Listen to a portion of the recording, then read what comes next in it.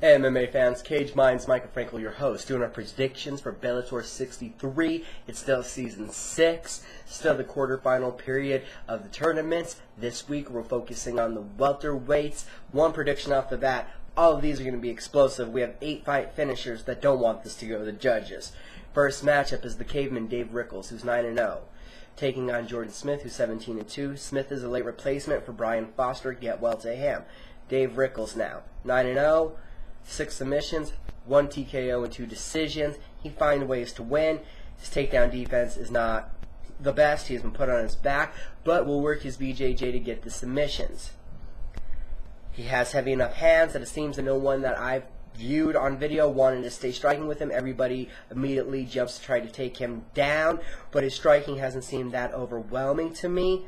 Both of these men, when we talk about Dave Rickles and Jordan Smith, both use the styles of BJJ and Muay Thai, so they're basic images of each other taking on each other. Jordan Smith coming in like we saw on the short notice. How does that affect him without the preparation time? Then again, all the preparation time that Rickles did is non for naught because it's a different opponent with a different stylistic setup than what he was expecting.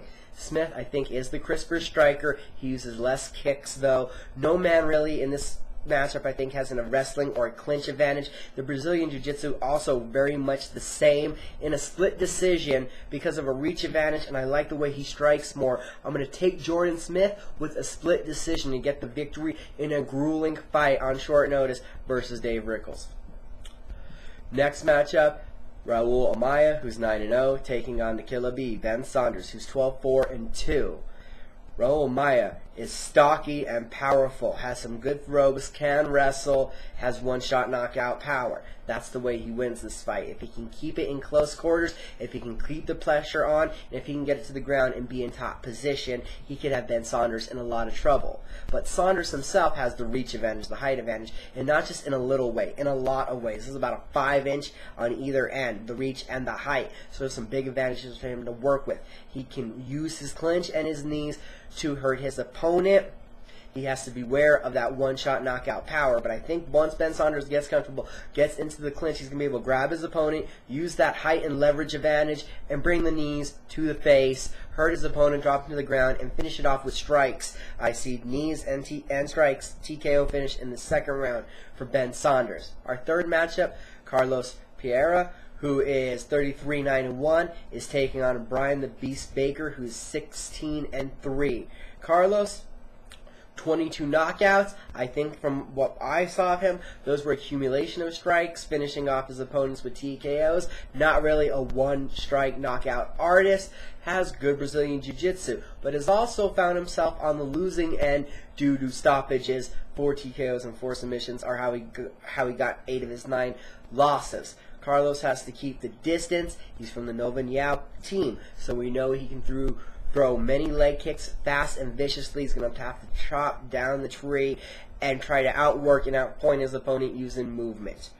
Brian Baker, though, I think he's going to come in, move forward, and just hit a lot harder. He's a bigger man. If he gets his hands around him, he's going to use a judo throw, take it to the ground, and use his advantage, just weight and strength on top. I think we see a finish here due to strikes in the third round from Brian Baker because he's going to be a bigger beast. Now at welterweight, a stronger man, and as long as he keeps his mind right, keeps his striking tight, he will prevail in this over Carlos Pereira with that third round TKO we predicted.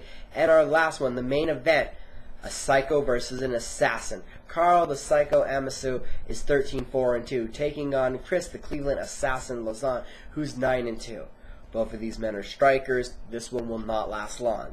Misu uses more kicks, loves to come in with the flying knee, and uses more movement.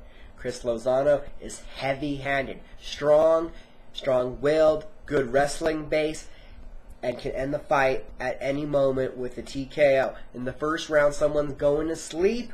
It could go either way, but my prediction is a flying knee knockout from Carl Misu. I think he puts Lozano to sleep. He has the better foot movement. If this fight goes any longer, though, watch out for the head movement of Misu playing a part because he lacks in that area, and Lozano could take advantage of it. So my predictions are for victories for Jordan Smith with a split decision, Ben Saunders, a second round TKO, Brian Baker, a 3rd round TKO, and a 1st round TKO from Carl Misu. I could be wrong very easily. I'm hoping I'm not. Thanks for watching Caged Minds. Hit us up on Facebook, Twitter, like the video, subscribe to the videos, check out our interviews, uncage the warrior within yourself. Have a good night.